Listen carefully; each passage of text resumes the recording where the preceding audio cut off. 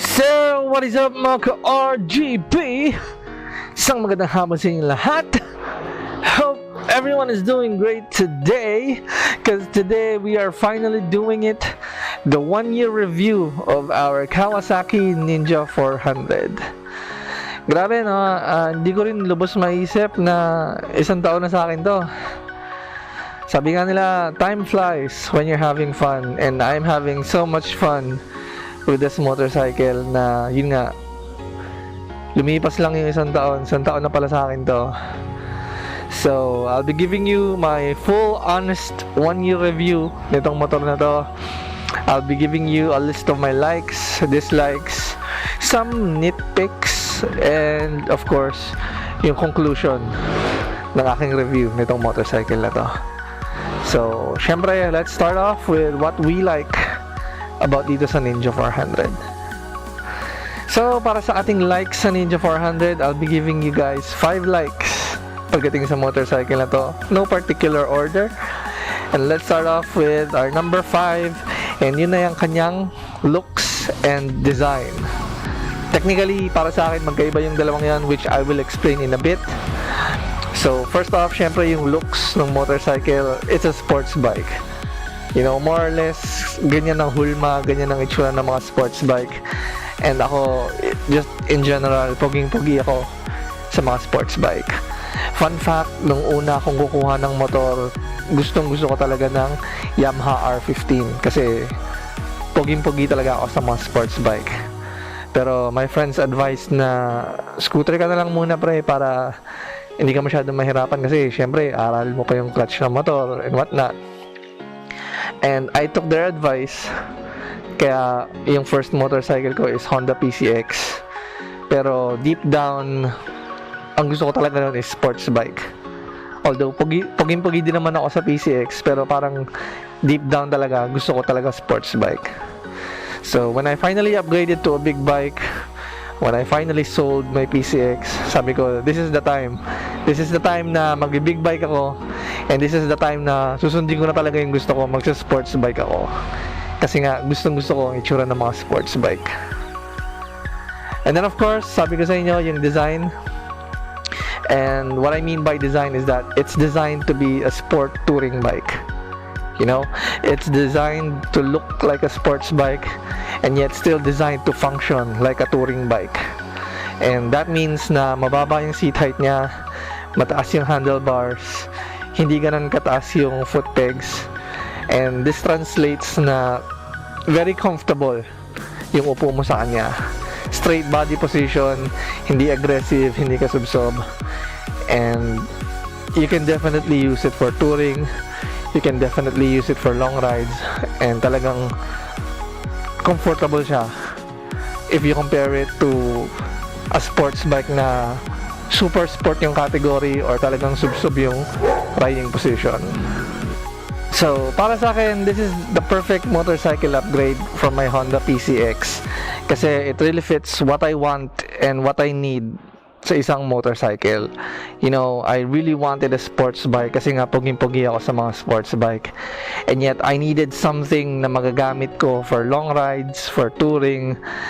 And this is just the perfect 400cc upgrade para sa akin. So, moving on to our number 4. Pagdating sa ating listahan ng likes kay Ninja 400, yun ay ang kanyang quality and reliability. So once makagamit ka talaga ng Ninja 400, you will really feel na quality yung motorcycle. You will really feel na premium talaga yung product na napuntahan ng pinaghirapan mong pera. From the switches, the panel gauge, the handlebars, the side mirrors, yung upuan, pretty much everything about it feels premium. You will never feel na kinuripot ka ni Kawasaki dun sa ibinayad mo sa kanilang pera. And it's just overall, a really great feeling na you know na premium yung ginagamit mo, you know na quality yung ginagamit mong motorcycle. And gano'n naman talaga dapat, especially for the price point that you are paying.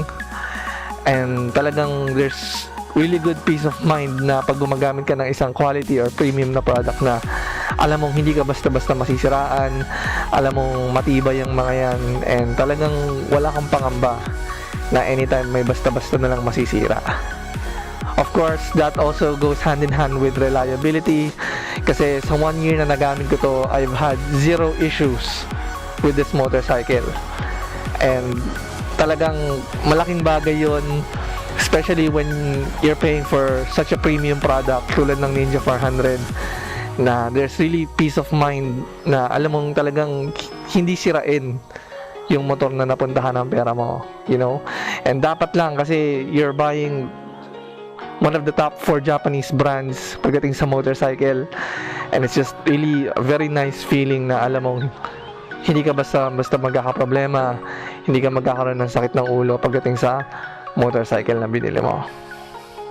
So, moving on to our number 3, pagdating sa listahan ng likes kay Ninja 400, yun na yung kanyang assist and slipper clutch. So, for those of you guys na nakapanood ng aking 4-month review ng Ninja 400, alam nyong wala dun yung assist and slipper clutch. And this is simply because first manual motorcycle ko to, and it's hard to notice and appreciate yung assist and slipper clutch kung hindi ka pa nakakagamit ng manual na motor na wala nung feature na yon. You know? Sabi nga nila, ma-appreciate mo yung isang bagay or makita mo lang yung isang bagay pag wala na. And talagang na-appreciate ko yung assist and slipper clutch nung nagamit ko yung Benelli TNT 135 ng dad ko. Kasi nga, yun, walang assist and slipper clutch yun. And dun ko lang talaga na-realize kung gano'ng kasarap din sa feeling makagamit ng motorcycle na may ganong features.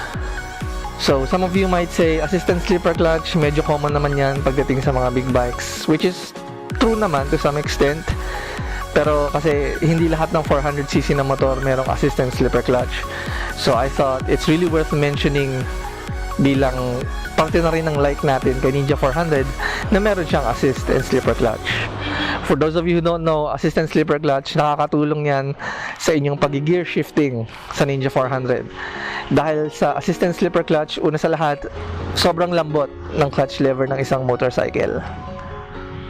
Other than that, napakalambot din ng shifting mo dito sa baba. Also, sobrang daling hanapin ng neutral.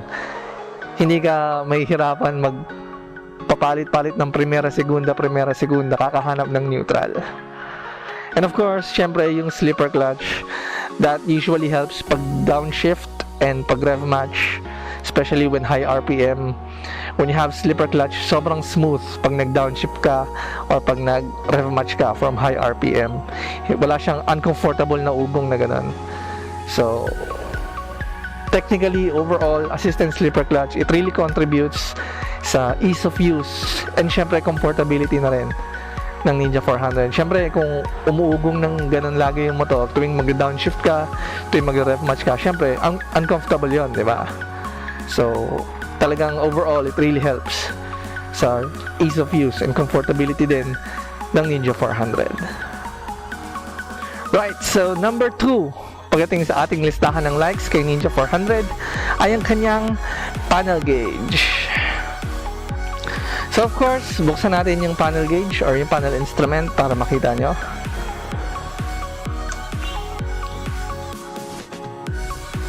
Yeah, there we go. Sana maayos. Sana kita nyo na maayos. So you have your indicators here like check engine, neutral, ABS. You have your tachometer, which is analog. You have your gear indicator, your clock, your gauges for gas and temperature, trip meter, speedometer, average fuel consumption, and of course, yung warning light. So, nasa listahan ng likes ko to because for me, really, this is the perfect panel gauge or panel instrument. You know, everything can be digital, basta bigyan nyo ako ng analog na tachometer. I don't know, there's really just something about analog tachometers na gustong-gusto ko. Probably because gustong-gusto ko talaga yung pag-ikot niya every time you rev the engine or every time na tumataas yung RPM. And this is really perfect para sa akin. And for those of you who know, especially sa mga big bikes, yung mga modern models ngayon, mga modern motorcycles ngayon, they're all switching slowly to all digital, to TFT displays even. And don't get me wrong, maganda rin naman talaga yon. But there's really something about this kind of panel gauge, this kind of panel instrument na talagang gustong-gusto ko, and it's the analog tachometer. Hopefully, pag dumating yung time na mag-upgrade tayo ng motorcycle, ganito pa rin yung setup. Pero, I don't know. We'll have to see kasi yun nga, mga newer models ngayon talaga nagsiswitch na to an all-digital panel, to an all-digital display, to TFT displays even. So, we'll see. But nevertheless, this is something that I really like pagdating sa Ninja 400. Right, so moving on to our number 1. Pagdating sa ating list ng likes kay Ninja 400, it's the last but definitely not least, it's the performance of the Ninja 400. As of this recording, Ninja 400 pa rin ang best performing 400cc motorcycle sa market. And if you're looking for a 400cc motorcycle and you want to have the best performing one in terms of power and performance, syempre, you're looking at it. It's the Ninja 400. It's a 399cc parallel twin pushing out up to 49 horsepower at a weight of 168 kilograms. This is just so good. This is what makes the Ninja 400 so powerful and so good. You know, I mentioned the weight as well kasi it has a significant impact sa performance ng isang motorcycle. You know, you can have a really powerful engine, pero kung mabigat din yung motorcycle, somehow hatakin din nun pababa yung performance ng engine. A 49 horsepower motorcycle that weighs 168 kilograms, it's just so good. Talagang, it's what makes the Ninja 400 the best in its class. Dahil sa power to weight ratio na yon, this is faster than other 400cc motorcycles. It's even faster than some 500 and 600cc na motorcycles. You can research about it, you'll know that it's true. And this is really what makes the Ninja 400 so good. It's what makes the Ninja 400 so popular kasi nga yung power and performance niya. You can look for videos online, may makita kayo mga nag 205, 208, 210, may nakita pa ako ng 212 kilometers per hour sa top speed ng Ninja 400. It's that good. May mga nakakagawa talaga nun. Nagto 210 kilometers per hour ang top speed ng Ninja 400. Personally, never ko pa nagawa yon. Personal top speed ko dito, kung gusto nyong malaman, is 150. Isang beses ko lang yun ginawa, hindi ko na inulit. Pero once we get the chance na mag-track day, pumunta sa racetrack, we'll definitely try to achieve yung 210. This motorcycle is just so good na kahit na minimum ka sa expressway, kasi nga minimum is 400cc, you will never feel minimum. Kasi nga ikaw yung best performing 400cc and mas mabilis ka pa sa ibang 500cc and ibang 600cc. So kung may mga kaibigan ka dyan na mga naka-higher displacement, definitely hindi ka may iwan pagdating sa motor na to. Alright, ngayong naibigay na natin ang listahan ng ating likes pagdating kay Ninja 400. Magbibigay naman tayo ng ating dislikes. Syempre, it's an honest review. May dislikes din tayo dyan. Walang perfectong motor. And I'm here to give you 4 dislikes pagdating sa Ninja 400. Now, some of you might think, bakit 4 lang? Di mo pa ginawang 5? And to be honest, 4 lang naman talaga yung dislike ko sa kanya. And I feel like unfair naman kapag dinagdagan ko pa ng isa just for the sake na maging 5 likes and 5 dislikes when I really just dislike 4 of them, you know. So ibibigay ko sa inyo yung 4 na dislike ko, and this is in a specific order going from the most minor one up to the major dislike. So simulan natin with number 4. Number 4 sa ating dislike, yun na yung kanyang stock exhaust, which you can clearly see na wala naman na, napalitan na natin ang aftermarket exhaust. So the thing about stock exhausts is that alam naman natin na itong motorcycle companies na to, even car companies, may sinusunod silang compliance when it comes to emissions. Some of you may have heard the terms of Euro 4, Euro 5 compliance, Euro 6 even, and that is mainly the reason kung bakit yung mga stock exhausts ganun kalalaki, ganun katatahimik and whatnot. And it's pretty much understandable really once you get to know more do sa mga sinusunod nila. So of course, alam naman natin na for a lot of users, lalo na kung big bike owner, stock exhaust talaga yung isa sa mga pinakaunang pinapalitan once mabili nila yung big bike na gusto nila. for reasons such as gusto nilang mas gumanda yung itsura ng motor kasi papalitan nila yung stock exhaust, nakakapili sila ng gusto nilang itsura. But mostly for the reason na gusto nilang pagandahin yung tunog. There are some people like me na pagsasawaan muna yung stock exhaust bago magpalit on aftermarket. Personally, tumagal ng 5 months sa akin yung stock exhaust bago ko pinalitan. And this is because may Bluetooth speaker ako and nag-enjoy naman ako mag-music na lang habang bumabiyahe. So I really didn't mind the stock exhaust for quite some time until such time na may dumaang R15 sa tabi ko. And mas maganda pa yung tunog na R15 niya kaysa sa Ninja 400 ko. And that's when I thought na try ko kaya magpalit ng exhaust. Try lang natin, ma-experience lang natin. And yun na nga, this is my aftermarket exhaust. It's a Yoshimura R77. So it's perfect para sa akin kasi as I mentioned in one of my previous videos, pogi-pogi ako sa malalaking exhaust, macho tignan, paporma tignan para sa akin. Of course, personal opinion, personal preference. Mas gusto ko yung malalaking exhaust kaysa sa shorty. And it's really bassy na hindi siya OA pagdating sa ingay or OA sa bass, hindi siya bulahaw. Ayoko naman ng bulahaw, to be perfectly honest. And para sa akin, tama lang yung ingay nito, tama lang yung bass nito. I could have went for the SC Project na shorty or yung Orion type na shorty, pero sobrang ingay na nila, bulahaw na sila para sa akin. Some people like it, I personally don't. Some people don't like it din, syempre. So personal preference lang talaga yon. For me, this is perfect. I like it. Right, so moving on to number 3, pagdating sa ating listahan ng dislike, still a minor one, much like in number 4, is the side mirrors ng Ninja 400. So for those of you na nanood ng aking 4-month review ng Ninja 400, na-mention ko naman na a lot of people dislike the side mirrors for the sole reason na masyado siyang mahaba. And for me, it's a minor dislike because it's a love and hate relationship pagdating dito sa side mirrors na to. It's a love kasi I love na mahaba, and dahil mahaba siya, malaking field of view na nakikita ko sa likod, which is a good thing, syempre.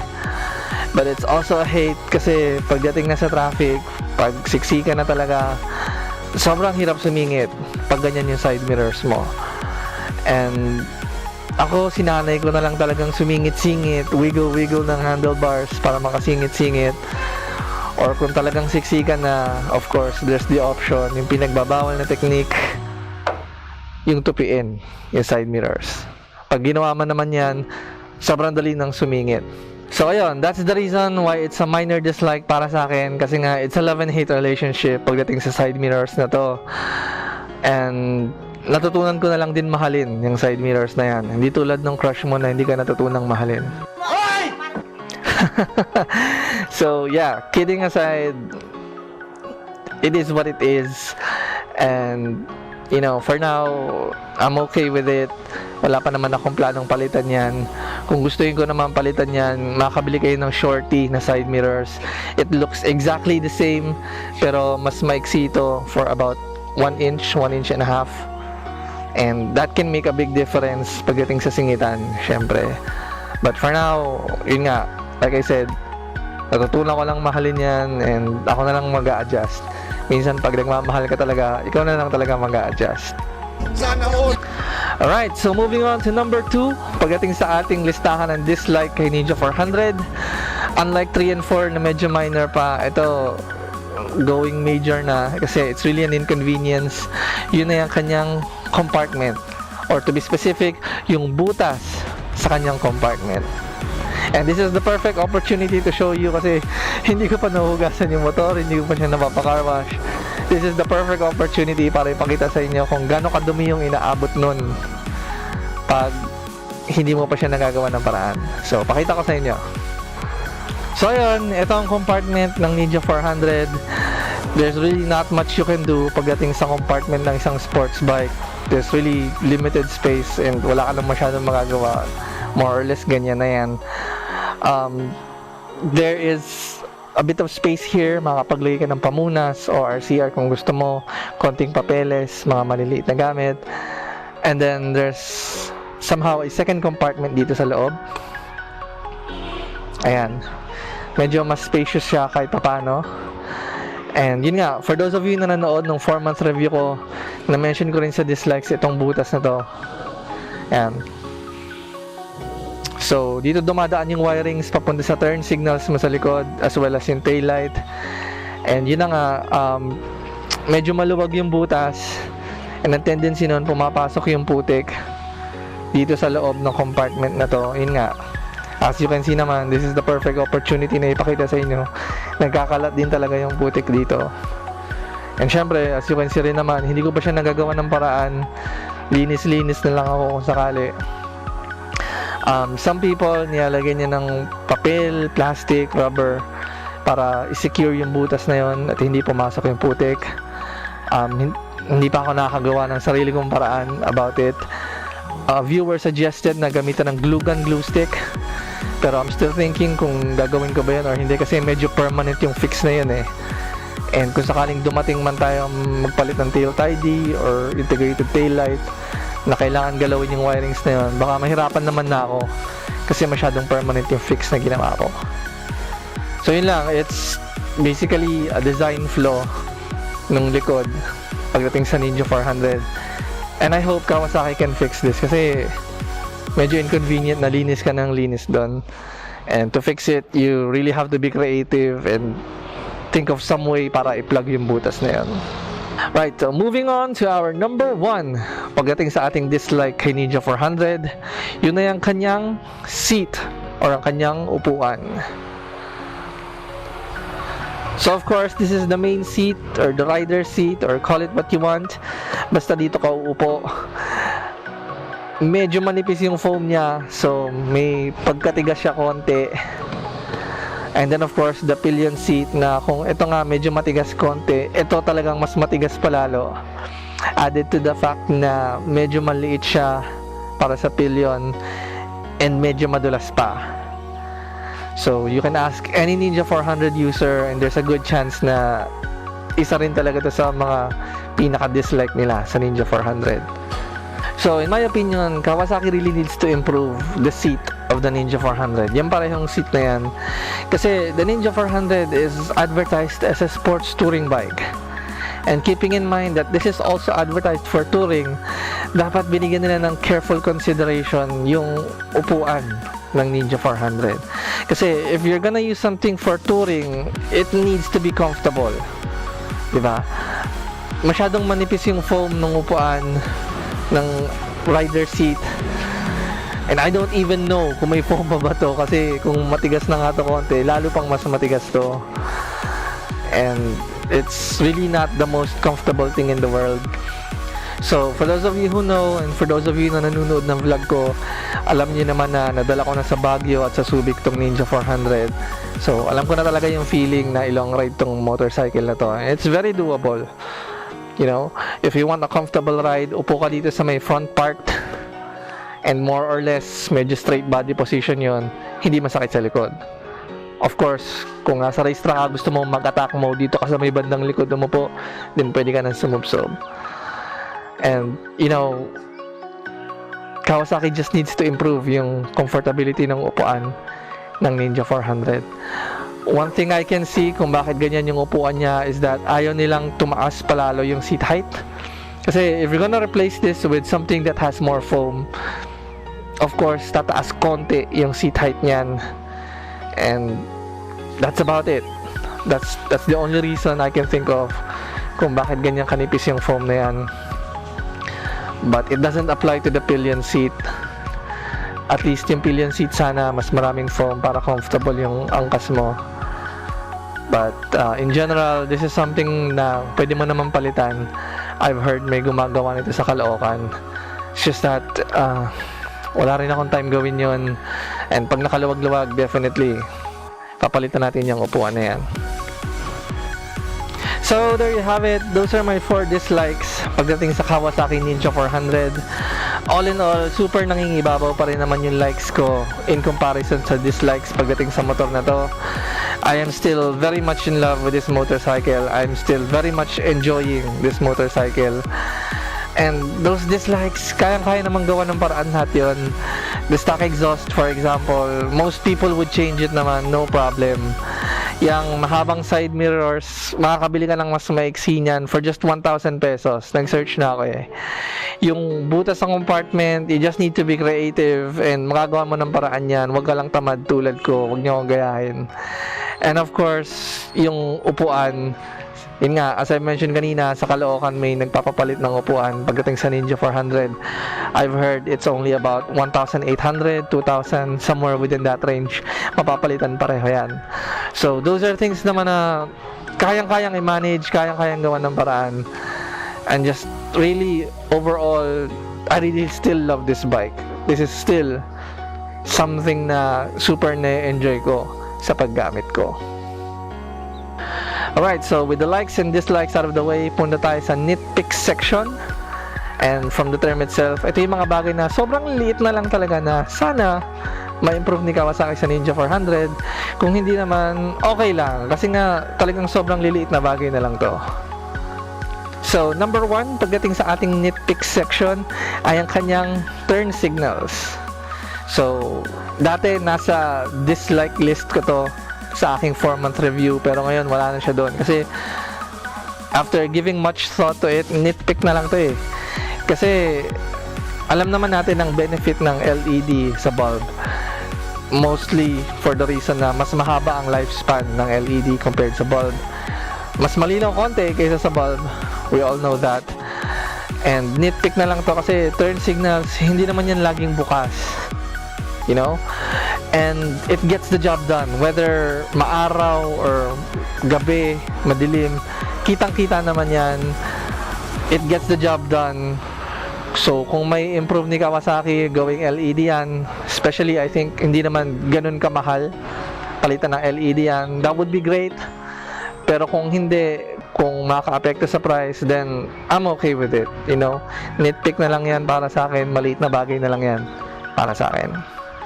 Right, so number 2 sa ating listahan ng nitpicks ay ang hazard switch. So para sa mga mapagmasid dyan, I'm pretty sure you've noticed, walang hazard switch ang Ninja 400. If you're going to ask me, dapat common switch na to sa mga big bikes. I mean, small displacement motorcycles, yung iba meron nun. Some low displacement scooters meron nun. Yung PCX ko dati meron nun. So, sana man lang naidagdag na nila yung hazard switch dito. I don't think ganun din naman kamahal yun para lang idagdag. Pero, it's a nitpick na lang kasi very rarely lang naman na dumaan sa isip ko na sana may hazard switch ako.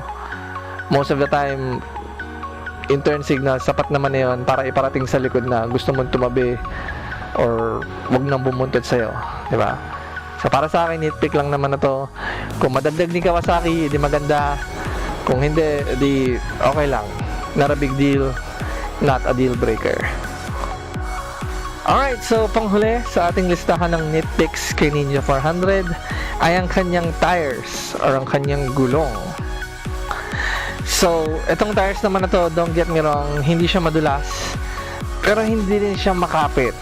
You know, nasa gitna lang siya.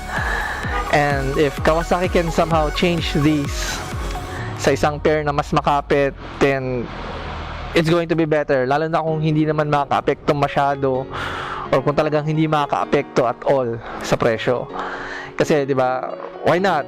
Kung mapapalitan nila ng mas makapit, it also means additional safety for you. Di ba? If not, it's okay. It gets the job done. Hindi naman ako magpapakahipokrito pag maluwag sa Marilake, bumabanking-banking din naman ako. And never ko naman na-feel na dudulas yung gulong na yan. It gets the job done. It's okay. Right, so that is it. That is my definitive 1-year review ng Ninja 400. And tulad nga nasabi ko kanina, I'm still very much in love with this bike. I'm still very much enjoying this bike to the point na lumipas lang yung isang taon. Isang taon na pala sa akin to. Kasi nga, super enjoy. Walang time na dumaan sa isip ko na sana yung motor na lang pala yun yung kinuha ko. This is just the perfect bike, at least para sa akin. So, if you're going to ask me, is it worth it kumuha ng Ninja 400? That's a very big yes.